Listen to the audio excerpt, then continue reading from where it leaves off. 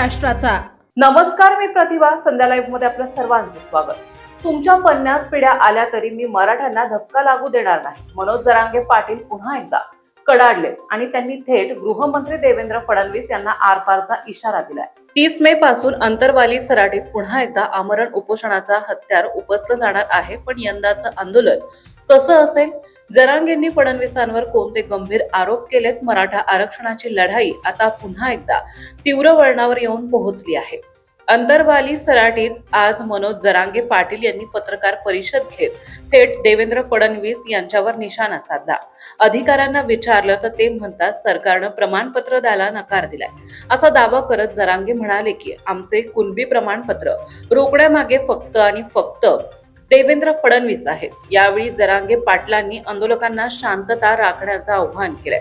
कोणाच्या पिकाचं नुकसान करू नका, मोसंब्या मिरचीला हात लावू नका. आंदोलन अंतरवालीमध्ये पूर्णपणे शांततेत होईल असं त्यांनी स्पष्ट केलंय.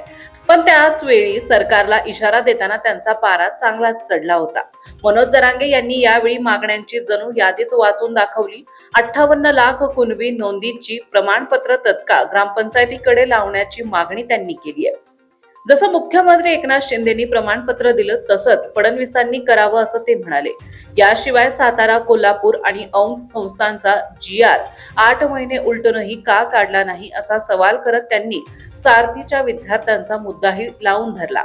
ओपन कॅटेगरीमध्ये ओबीसींना जागा भरता येणार नाही या नवीन GR वर चर्चा करण्यासाठी मनोज जरांगे यांनी 28 मे रोजी अंतरवाली सराटीत राज्यातील सर्व मराठा अभ्यासक, समन्वयक आणि संस्थापकांची मोठी बैठक बोलावली आहे. या बैठकीत GR वर चर्चा होईल आणि त्यानंतर 30 मे पासून थेट आमरण उपोषणाला सुरुवात होणार आहे. ताज्या आणि महत्त्वपूर्ण बातम्या पाहण्यासाठी आजच आमच्या संध्या लाईव्ह न्यूज चॅनलला YouTube वर सबस्क्राईब करा आणि बेल आयकॉन प्रेस करा.